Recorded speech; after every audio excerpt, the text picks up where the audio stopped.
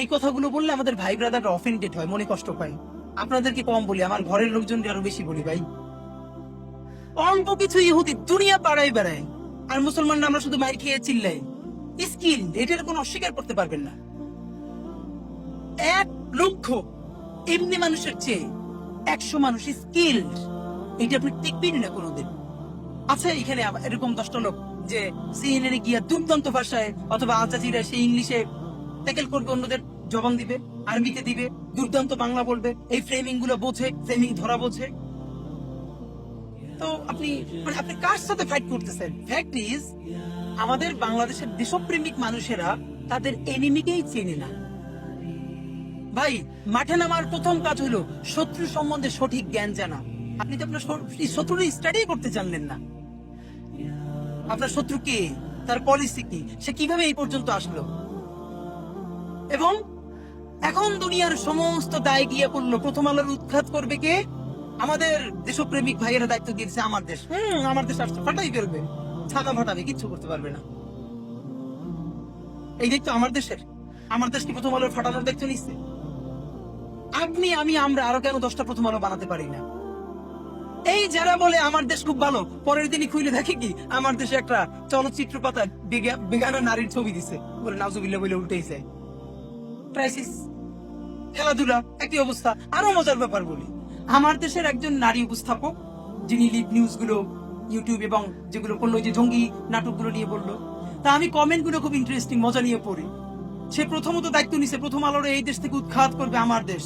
আমার দেশ হলো ইসলাম ও মুসলমানের ধারক বাহক। একটু পরে দেখে কি একজন বেপরদা নারী সেইখানে ভিডিওতে কথা বলতেছে, এখন নিচে বলে না না না, নারীর রাখা ঠিক হয়নি। এই বেটা, অন্যজনের পলিসি নারী রাখবে না কি রাখবে সেটা আপনি বলে দিবেন? আপনি একজন, যেমন আমরা এখন প্ল্যান করতেছি, আমাদের সামর্থ্য নাই, থাকলে আমি যেটা করতাম, একটা টি শার্ট পরা মেয়ে, সে আমাদের টক শো হোস্ট করবে আরবিতে। আর একটা একদম আমার মা আমার বোন যেভাবে চলে, একটা মেয়ে শুধু চোখ দুইটা খোলা, হাত মুজে পা মুজা, সে দুর্দান্ত এটার উত্তর দিবে ইংলিশে। আপনি ফ্রেমিং ভাঙেন যে বাংলাদেশের হুজুরেরা, এই বোরকা পরা মেয়েরা ইংলিশ জানে না, সুতরাং সেইটার হোস্ট করবে এমন একটা মেয়ে যার শুধু চোখ দুইটা দেখা যায়। আর আরবি শুধু হুজুরদের ভাষা না, এটা জাতিসংঘের 5টা ভাষার একটা ভাষা। সুতরাং টি শার্ট পরা মেয়েও সেই আর কি বলবে। আপনি ফ্রেমিং ভাঙেন না কেন?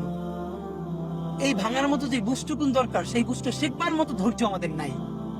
সুতরাং আমার জন্য সব থেকে চ্যালেঞ্জিং, কিন্তু আল্লাহ আমার সেই সাহসটা দিচ্ছে, আমি যাদেরকে নিয়ে অ্যাক্টিভিজম করি এরা আমার ঘরের এবং আমার মানে ঘরের বলতে ধরেন, আমি নিজে তো মাদ্রাসার ছাত্র। আমি আলিম পর্যন্ত বাংলাদেশের একটা বড় মাদ্রাসায় পড়েছি, জালমবাটি এনএস কামিল মাদ্রাসা। আলিয়ার মধ্যে যারা ভালো মাদ্রাসা, মানে নামাজ কালাম পড়ে ভালো আর কি, দরবারি মাদ্রাসা, শিবির করলে নাম কেটে দেয়, কারণ আলিয়া শুনলেই তো অনেকের গাছ হইলে যায়, যেগুলো কাফের ফাঁসে। সুতরাং এখানে হলো এমন আলিয়া যেখানে সকাল সন্ধ্যা জিকির হয়, আলিম পর্যন্ত আমি সেখানে পড়ছি। আমার নানা গোষ্ঠী সব হলো দেওবন্দের বড় আলেম, আমার নানা দেওবন্দের ফারে। আর আমার দাদা গোষ্ঠী হলো সব সার্সিনা লাইনের, এর মানে হাইব্রিড। এবং আমার পুরো আমার জেনারেশনের মধ্যে আমি হইলাম সব থেকে আলট্রা মডার্ন, হ্যাঁ, যারা আপনারা গালিগালাজ করেন। কিন্তু আমার অ্যাক্টিভিজমে আমার এই বন্ধুদেরকে আমি কোনোদিন টার্গেট অডিয়েন্স মনে করি না এবং করিও না। কারণ এরা যদি আপনার টার্গেট অডিয়েন্স হয়, আপনি আপনার মাকসাদে পৌঁছাইতে পারবেন না। এই কথাটা আপনার অফেন্ডেড হয়েছেন তো? আসেন যে একটা ভালো কথা বলি, বাংলাদেশের আপামর আলেম সমাজের একটা ফাঁকে বলি, ইলিয়াস ভাই, সাংবাদিক ইলিয়াস ভাই কিছুদিন আগে, মনে হয় মাসখানেক আগে, যাদেরকে জেএমবি ট্যাগ দিয়ে অনেক নির্যাতন করা হলো, তাদেরকে নিয়ে 2-3 ঘন্টার একটা সেশন করছিলেন। সেই সেশনে আমাকেও একটা সময় ডাকা হলো তখন, এবং জসিমউদ্দিন রহমানী হুজুর ওনারা তখন ওই সেশনে ছিলেন, মুফতি হারুনিজার হুজুর ওনারা ছিলেন। তো ওনাদের সামনে আমার জন্য এই কথা বলা খুব কঠিন, এরপরও সাহস করে বলে ফেলছি। আমি বলছি, দেখেন, আপনাদের রাজনীতি আমি পছন্দ করি না, কিন্তু এর সাথে আমি চাই আপনি আপনার রাজনীতি করবেন শুধু এই চেহারা, এই সুরতের কারণে আপনার ট্যাগ দিয়ে জঙ্গি বানাই দেওয়া হবে, এইটার বিরোধিতাই আমার পলিটিক্স। এর মানে আমি তো চাই বাংলাদেশে ধরেন কোন হিন্দু ধর্মভিত্তিক কোন রাজনৈতিক দল নাই কেন? এই প্রশ্ন আপনারা কোনোদিন করছেন?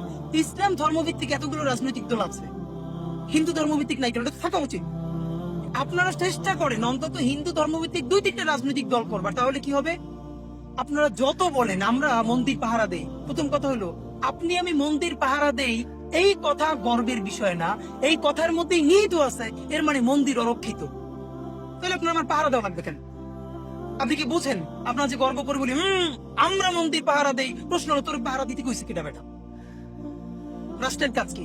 অথবা মন্দির অবশ্যই অরক্ষিত তাই তুমি পাহারা দিচ্ছ। আপনি যদি 2-3টা হিন্দু রাজনৈতিক দল করতে পারতেন, যেরকম বাংলাদেশেও তো ধর্ম ইসলাম ভিত্তিক আছে, তাহলে হতো কি অন্তত তাদের এই ভয়েস গুলো জায়গা মতো পৌঁছতো। নাম্বার 2, আওয়ামী লীগের হিন্দু কার্ড বন্ধ হয়ে যাইতো। আপনি 2-3টা হিন্দু ভিত্তিক রাজনৈতিক দল যদি করতে পারতেন, তাহলে আজীবন যে হিন্দু কার্ড নিয়ে আওয়ামী লীগ পলিটিক্সটা করে সেগুলো সে পারতো না। এমন হইতো সেই রকম একটা হিন্দু দল, মানে হিন্দু ধর্মভিত্তিক দল জামাতের সাথে অ্যালাই করতো, খেলাফত মজলিসের সাথে অ্যালাই করতো, অন্য দুর্দান্ত একটা পলিটিক্স হয়ে যেত। অথচ আমরা কি করবো? আজকে যদি হিন্দু ভিত্তিক একটা রাজনৈতিক দল হয়, আগে তুইটা গাইডানো শুরু করবেন যে নতুন একটা কাম শুরু করছে। আসেন আর একটা ব্যাপার বলি, ইসকন কি কি করে এটা আপনি আমি আমরা গত 10 বছর ধরে সবাই জানতাম। সে বই মেলায় স্টল পায়, সব পায়, যায় কিছু করে। খেয়াল করেন ইসকন যা যা করে এতে আমাদের ব্যক্তি লাইফের কিন্তু কোনো ক্ষতি ছিল না ইনকিলাব মঞ্চের। কিন্তু আপনারা পারলে বলেন তো বুকের এরিয়া ইসকনের সব থেকে বড় ভিকটিম তো বাংলাদেশের কওমি আলেমরা, একটা পর্যায়ে সালাফি আলেমরা, বিভিন্ন পর্যায়ের মানুষ, মানে যারা মুসলিম রাইটস বা এইগুলো নিয়ে কথা বলতেছিল। ইনকিলাব মঞ্চের ইনকিলাব ইসকন নিয়ে প্রেস ব্রিফিং এর আগে ইসকন এইভাবে ফ্রেমিং এ আসছে, পারলে বলেন তো কেউ এটা করতে পারছে? এটা আমরা করেছি, কারণ আমরা ইসকনের বিরুদ্ধে কথা বলেছি আলেম হিসেবেও না, হুজুর হিসেবেও না। আমরা ফ্রেমিং করেছি ইসকন মুসলমানের কি কি ক্ষতি করে সেইটা না, আমরা বলছি 1 নাম্বার ইসকনের অনুমতির জায়গা কোথায়। ওকে, যেই জায়গা থেকে সে অনুমতি পেয়েছে তাতে সে যে অ্যাক্টিভিজম করে তার আইন তাকে পারমিট করে কিনা, এরকম ধরে ধরে সংসদের আইন প্রিন্ট করে নিয়ে আসছি, ইসকনের প্রত্যেকটা ফিচার নিয়ে আসছি, এবং রাষ্ট্র বাধ্য হয়েছে তারপর এটা নিয়ে কথা বলবার, এবং সামনে এসছে।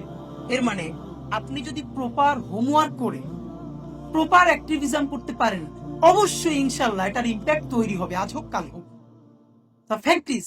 এবং ধরেন আমি মানে এই যে বাইতুল মোকাররমে প্রতিদিন প্রত্যেক জুমার পর 5-10 হাজার মানুষের মিছিল হয়, কোন জাতীয় দৈনিকে আসে না। অথচ বাম ঘরানার 10 জনের মিছিল কেন আসে? প্রথম হইলো কারণ তাদের মিডিয়া আছে, এটি হলো একটা বাস্তবতা।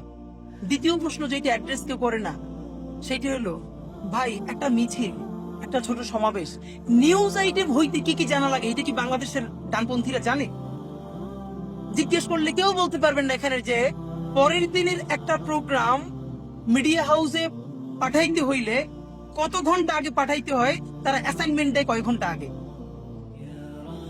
বলবে কি কোনো নিউজ আসে নাই? ভাই পরের দিনের প্রোগ্রামের অ্যাসাইনমেন্ট প্রত্যেকটা মিডিয়া হাউস আগের দিন বিকেল 5টার মধ্যে শেষ করে। এটা ফোনে বললে হবে না, পুরো প্রোগ্রামের রাফ সুন্দর ভাষায় আপনাকে মেইল করতে হবে 5টার আগে। আপনার ফ্রেমিং সুন্দর হলে 1 দিন 2 দিন 3 দিন সে ওখানে আসবেই।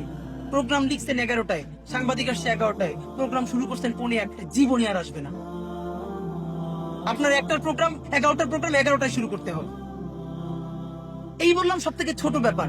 আপনি যখন একটা প্রোগ্রাম করতেছেন, বিরাট মিছিল, সামনে একটা ব্যানার নাই, যেই মিছিলটায় যাদেরকে জঙ্গি বলে চালানো যায় এমন চেহারার লোক আছে, অথচ সামনে একটা ইংলিশ ব্যানার নাই। বিকজ আপনাকে কি পোর্ট্রেট করবে আপনি জানেন না। আপনার সামনে ইংলিশ প্ল্যাকার্ড নাই কেন? আপনার ইংলিশ ব্যানার নাই কেন? নাই তো। এই যে নাই, এটা তো বাস্তবতা।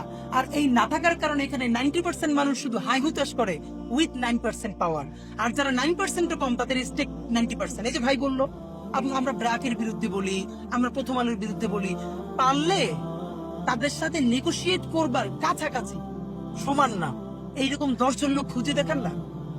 যখন ফ্যাসিবাদ পালালো, মানে ফ্যাসিবাদের আইকন পালালো, বাংলাদেশের প্রত্যেকটা বিশ্ববিদ্যালয়ে ভিসি, প্রভিসি, রেজিস্ট্রার, ট্রেজারার এইগুলো নিয়োগ হবে, তাতে কমপক্ষে 250 বেশি স্কিল লোক দরকার ছিল। মানে স্ক্যানার দিয়েও খুঁজে পাওয়া যাইতেছিল না। তো আপনি স্কিল রিপিট করবেন কি দিয়ে ভাই? তো চলেন আমার এই বকাচকা চিল্লাপাল্লার মধ্য দিয়ে যদি আমার সাথে রাগ কইরাও এমন 10 জন মানুষ আজকে ওয়াদা নিতে পারেন, যা মাদ্রাসায় তো পড়ি, এমন আরবি শিখবো যে ফাটাই ফেলবো, শুধু কেতাবি আরবি না। আপনার আজকে যে মিছিল, আপনারা আমরা মাইক্রোফোন ধরবো, এই মিছিলের 3 মিনিটে ব্রিফ আপনি আরবিতে বলে দিবেন, যেটা আল জাজিরায় পাঠানো সম্ভব, সিএনএন এ পাঠানো সম্ভব, মধ্যপ্রাচ্যের ইগুলোতে এম্বাসিগুলোতে পাঠানো সম্ভব। বাংলাটাই করেন না, দুর্দান্ত। মানে আমাদের কিছু ভাই টুকটাক ছবি তুলে আমাদের প্রোগ্রামের, ভাই জীবন দিয়ে দেবো, লাগলে কিছু বলবেন, আপনারা থ্রেট করছে। আমি কিছু একটা কাম করো, জীবন দেওয়ার কাম নাই, তুমি তো মোটামুটি ছবি তুলতে আগ্রহী, তবে একটা ফটোগ্রাফি কোর্সে ভর্তি করে দিই। না ভাই, এটা পারবে না। মানে জীবন দিতে পারবে, ফটোগ্রাফি শিখতে পারবে না। আমাদের দরকার ভিডিওগ্রাফার। ওই তোমার একটা কাজ করি, আমি 5,000 টাকা দিয়ে ভর্তি করি, আমাদের তো লোক নাই, দেখো না, তুমি একটা কোর্স করো। তখন 10টা এক্সকিউজ। সে জীবন দিতে চায় কিন্তু সে ভিডিওগ্রাফি শিখবে না। ভাই যে ফটোগ্রাফি পারে সে বাংলাদেশের 10টা ফটোগ্রাফারের একটা ফটোগ্রাফার হবে ভাই। ভিডিওগ্রাফির মধ্যে 10টা ভিডিওগ্রাফারের একটা ভিডিও, মানে সে সব একটু একটু করবে, কোনোটার উস্তাদ হবে না। তা আপনি যার সাথে ফাইট দিতেছেন সে তো ওই লাইনের বাংলাদেশের 10 জনের একজন উস্তাদ। এখন তো মাল্টি ট্যালেন্টেড হওয়ার দিন নাই, এখন তো স্পেশালাইজেশনের যুগ। আপনি বাংলায় ফাটাই ফেলবেন, ইংলিশ, আরবি, যে ছবি তুলবে বাংলাদেশের সেরা ছবি, ভিডিওগ্রাফি। এইরকম 20টা লোক আমার দেন, আপনারা 1 বছর দেখেন আমরা কোথায় নিয়ে যাই ইনশাল্লাহ। কিন্তু লোক নাই। আপনারা অবাক হবেন, আমি আপনাদেরকে বলি, যেমন এখানে এসে বলছি যাবেন, এগুলো চোখে লাগে বেশি। এইটা এত বড়, ব্যানারটা তো ছোট হবে কেন? এই ব্যানারটা হবে মিনিমাম 12 ফিট বাই 4 ফিট। বলবেন এটা আপনারা ধরতে বলছে কি? কাজ করতে করতে গিয়ে চোখে লাগে। এখানে দাঁড়াই ছবি তুলছে না, ছবিটা সুন্দর আসবে না, পুরো জিনিসটা ফাঁকা। ওই যে সত্যেন ছেলের ছবিটা এসে দেখলাম, একটা সাথে ব্যাগ থাকে সবসময়, আমার সাথে জাবের আসছে, ওই ইনকিলাব মঞ্চের সদস্য সচিব।